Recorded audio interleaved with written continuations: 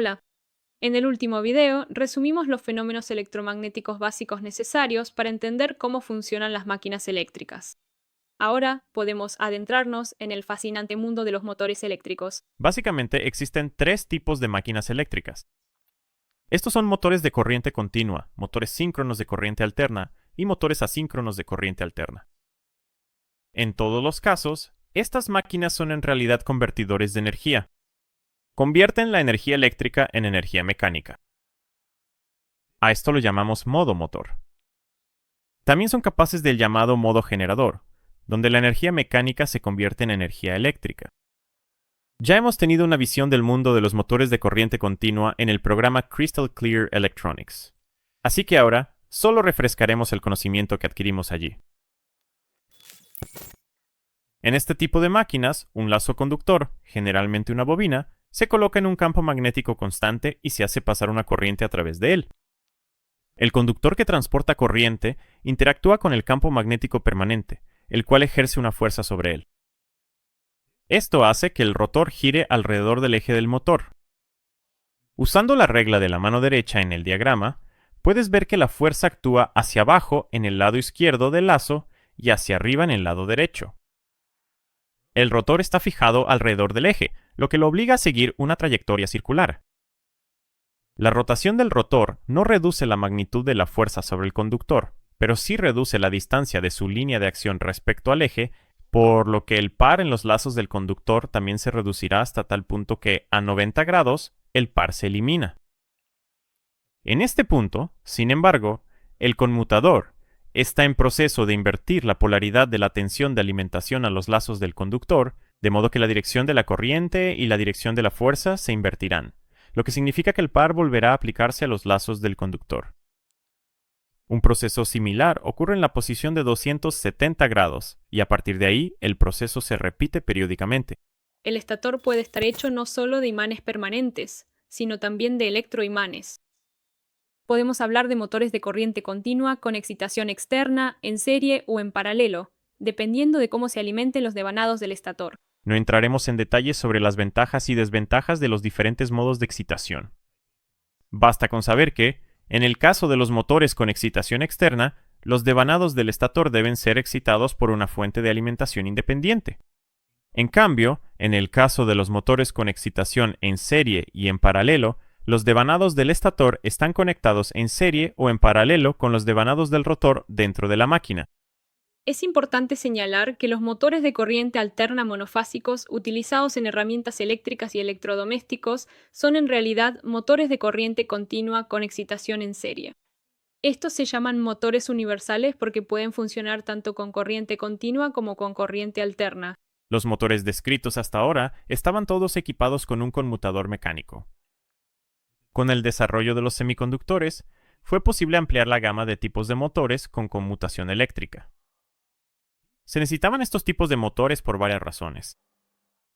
Una de las principales desventajas de los motores de corriente continua con escobillas es que se genera un arco eléctrico, más comúnmente conocido como chispa eléctrica, entre la escobilla de carbón y el conmutador cuando se interrumpe la conexión. Esto descarta su uso en minas y otros lugares donde la chispa podría provocar un incendio. Además, las escobillas de carbón se desgastan durante el uso y debido al polvo fino que generan, no pueden utilizarse en lugares donde se requiere un alto nivel de limpieza. Otra desventaja de los motores con escobillas es que el rotor puede calentarse considerablemente debido a la corriente que lo atraviesa, y enfriarlo puede ser difícil en aire enrarecido, es decir, en condiciones de baja presión atmosférica. Ejemplos de estos problemas incluyen la industria espacial, donde los ingenieros han tenido que desarrollar un motor de corriente continua que pueda usarse en el vacío del espacio, para que no se sobrecaliente, y uno que pueda emplearse en ambientes ricos en oxígeno, es decir, que no produzca chispas, utilizado por ejemplo para mezclar los tanques de oxígeno de las naves espaciales, y sin contaminación, es decir, sin el polvo fino producido por las escobillas de carbón. En la década de 1960, el desarrollo de la tecnología de semiconductores abrió la puerta a los motores de corriente continua sin escobillas. Sin estos dispositivos, el hombre difícilmente habría llegado a la Luna. Los motores de corriente continua sin escobillas también se conocen como motores VLDC, por sus siglas en inglés. En los motores BLDC, el rotor es una parte magnética permanente y el campo magnético giratorio se crea mediante bobinas externas. Esto se logra utilizando lo que se conoce como conmutación eléctrica. Como se muestra en este diagrama simplificado, los devanados del estator están distribuidos uniformemente alrededor del rotor. Durante la conmutación eléctrica, se utilizan interruptores para alimentar estas bobinas una tras otra con corriente continua y luego desconectarlas, forzando así al imán del rotor a girar de manera continua. Veamos esto en la realidad. Los motores BLDC se prefieren en los drones porque caben en espacios pequeños. Técnicamente, este es el motor del que estamos hablando. Es un motor típico de dron con 300 vatios. No voy a desmontar este ahora mismo. Les mostraremos algunas imágenes más cercanas porque se puede ver la estructura interna muy claramente sin desmontarlo. Estas pequeñas partes grises son básicamente los imanes y aquí se muestra la parte enrollada. Este motor es un poco extraño porque si lo miras, la parte que gira con la hélice en realidad son los imanes. Así que el rotor ahora está en el exterior. Normalmente estaría en el interior del motor y el bobinado del estator que puedes ver aquí está fijado al dron. Así es básicamente cómo está estructurado. Es una característica muy beneficiosa de este diseño especial y por eso son tan populares en los drones. Prácticamente puedes ver a través de todo el motor, así que el aire que mueve la hélice prácticamente pasa a través de las bobinas y puede enfriarlas muy bien. Esto da como resultado que la refrigeración del motor esté resuelta mientras está en funcionamiento. No veo ningún conmutador electrónico en esto. Tienes razón en no verlo, porque no está ahí. En realidad, aquí solo hay 3 cables. Para ser honesto, no me gusta clasificar los motores BLDC como motores de corriente continua porque en realidad no lo son, sino motores síncronos trifásicos con la electrónica de control de motor adecuada. Así que aún necesitas un controlador de motor para hacerlos girar. Como mencioné, puedes ver que este solo tiene 3 cables. Por alguna razón, cuando hablamos de motores BLDC, pensamos tanto en la máquina eléctrica como en su controlador como un todo. Quizás esto se deba a que en muchos casos la electrónica está integrada en la carcasa del motor, como en los ventiladores de 12 voltios que se usan en las computadoras. Aparte de este pequeño detalle con el nombre, los motores BLDC tienen varias ventajas. Por ejemplo, solo el estator necesita ser enfriado, ya que la corriente que genera el par fluye en los devanados del estator en lugar del rotor, por lo que solo se calientan los devanados del estator. Tampoco contiene un conmutador mecánico que generaría chispas, desgaste y contaminaría el ambiente. Otra ventaja de los motores conmutados eléctricamente sobre los mecánicos es que son más eficientes, es decir, convierten la energía eléctrica en energía mecánica de manera más eficiente. Una de las razones más evidentes de esto es que no contienen escobillas de carbono, las cuales provocan pérdidas por fricción y cuyas propiedades de conducción de corriente están por debajo de los mismos parámetros de un conmutador eléctrico. Los motores paso a paso también forman parte del grupo de máquinas de corriente continua conmutadas eléctricamente, pero en este tipo, los desarrolladores no se centraron en la rotación uniforme ni en la salida de par uniforme, sino en seleccionar posiciones discretas predefinidas, rotaciones angulares con un error mínimo y mantener estas posiciones discretas. El principio de su construcción difiere del de un motor BLDC general, en que el estator y el rotor suelen tener dientes, como se muestra en la figura.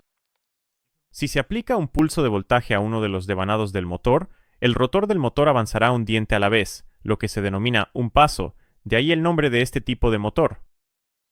Si conectas los pulsos a los devanados del estator en el orden correcto, el motor comenzará a girar y dará el número de pasos correspondiente a los pulsos. Si se deja el voltaje aplicado a una bobina en particular del motor, el motor no girará, sino que mantendrá la posición. El número de grados que girará el motor en respuesta a un pulso depende del devanado y del engranaje. El valor de este parámetro para un tipo de motor determinado se puede encontrar en la hoja de datos. Existen máquinas eléctricas que funcionan no con corriente alterna, sino con voltaje de corriente continua. Un ejemplo de estas son los motores asíncronos. Reciben su nombre porque la velocidad del eje del motor no es síncrona con la velocidad del campo magnético giratorio. También se les conoce como motores de inducción debido a la forma en que funcionan. Son muy populares porque, entre otras cosas, tienen una construcción sencilla, y en muchos casos el motor puede conectarse directamente a la red eléctrica sin necesidad de un controlador, como ocurre en los cortacéspedes eléctricos. Las máquinas asíncronas también están compuestas por dos partes principales, el estator y el rotor. En todos los casos, el estator está formado por bobinas, es decir, electroimanes, y el campo magnético giratorio se crea por la corriente alterna que fluye a través de ellas. Dependiendo de la construcción del rotor, se distinguen dos tipos de motores asíncronos. Uno se llama jaula de ardilla. El otro se llama anillos rozantes. En el caso del diseño de jaula de ardilla, el rotor está básicamente compuesto por barras sujetas en ambos extremos por placas de hierro ranuradas. Se asemeja a una jaula de ardilla, de ahí el nombre del motor.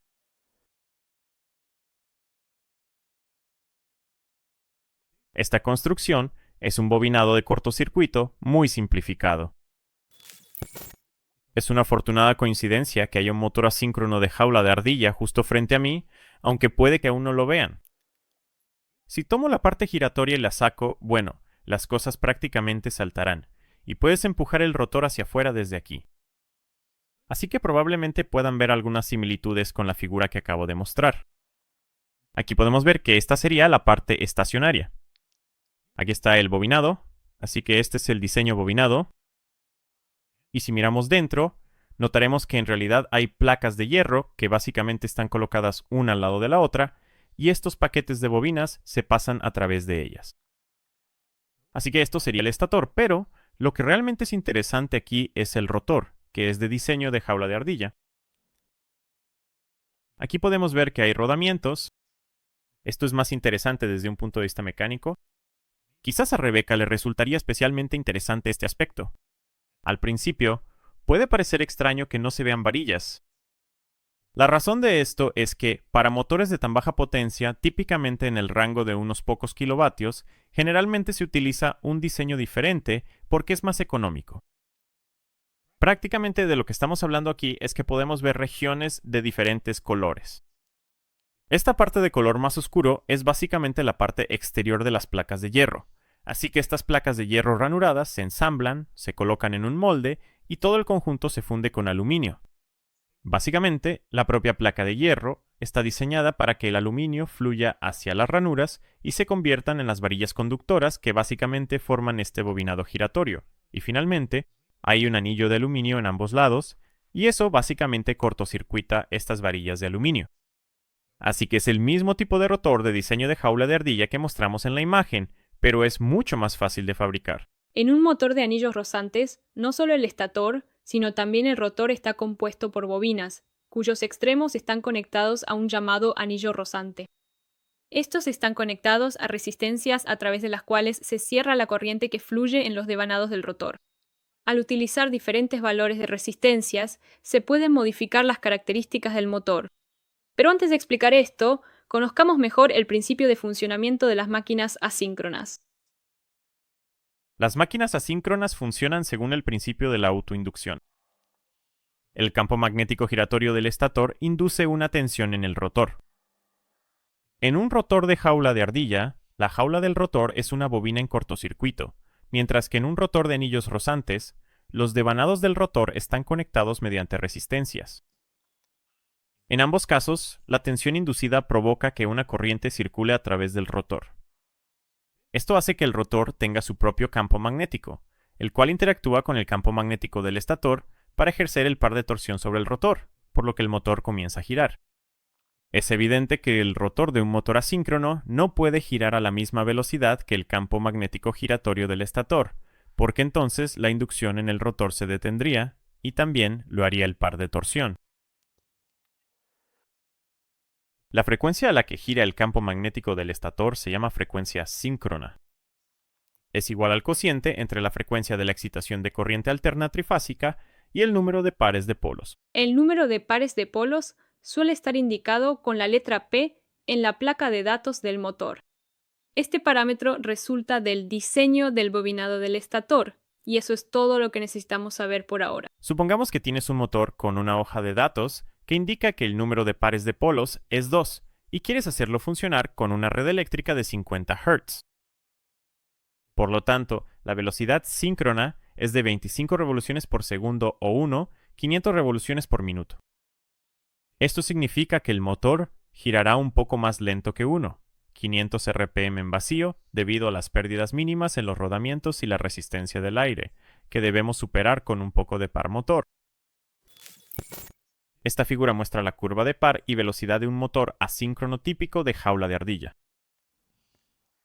Se observa claramente que el par de arranque del motor es mucho menor que el par máximo alcanzable, el llamado par de bloqueo. ML muestra la curva de una carga típica. En la intersección de las dos curvas se encuentran el par nominal y la velocidad nominal para una carga dada. En este par y velocidad, el motor se estabiliza. En general, un motor asíncrono siempre puede funcionar de manera estable entre el punto de vuelco y la velocidad síncrona. La curva de corriente del motor muestra que la máquina consume una cantidad considerable de corriente desde el arranque inicial hasta el punto de vuelco, lo que somete a un esfuerzo innecesario y significativo al bobinado, a las líneas de alimentación del motor y a la red eléctrica en general. Este problema de arranque puede eliminarse utilizando un motor de anillos rozantes. Con este tipo, se conecta una resistencia a las terminales del rotor durante el arranque, la cual puede reducirse a un valor menor después de alcanzar cierta velocidad. De esta manera, la corriente de arranque que consume el motor será menor, ya que la corriente generada en el rotor está limitada por las resistencias. No solo existen motores asíncronos, sino también motores síncronos. Reciben su nombre porque la velocidad del rotor es síncrona con el campo magnético giratorio. El estator de estas máquinas, al igual que el de las máquinas asíncronas, es una bobina que al ser alimentada con corriente alterna genera un campo magnético giratorio. Parte del motor puede ser un imán permanente, un electroimán excitado por corriente continua, o posiblemente un material ferromagnético no magnetizado, conocido como motor de reluctancia, pero este tipo no se tratará en detalle ahora. El campo magnético giratorio interactúa con el campo magnético del rotor y lo hace girar. En los motores síncronos de corriente continua, el rotor consiste en una bobina alimentada por anillos rozantes y escobillas de carbón. Una característica inherente de este tipo es que requiere mantenimiento a ciertos intervalos debido al desgaste de las escobillas de carbón. Este problema puede resolverse fácilmente utilizando un motor con un rotor de imán permanente. Estos imanes suelen estar hechos de aleaciones de aluminio níquel cobalto o neodimio hierro boro, que son muy magnetizables. La desventaja de los motores síncronos de imán permanente es que el material del imán los hace más caros que los motores con rotor excitado por corriente continua. Como ya he mencionado, el motor que tengo aquí delante, llamado BLDC, es en sí mismo un motor síncrono trifásico. Sin embargo, existe una sutil diferencia en el diseño de los motores BLDC y los motores síncronos normales. Los motores BLDC suelen ser de campo cuadrado, mientras que los motores síncronos son de campo senoidal. Esto significa que si giras el rotor de un motor síncrono de campo senoidal a velocidad constante, el campo magnético en un punto dado del estator cambiará de forma sinusoidal. De manera similar, la forma de onda se parecerá a una onda cuadrada trapezoidal en un motor de campo cuadrado.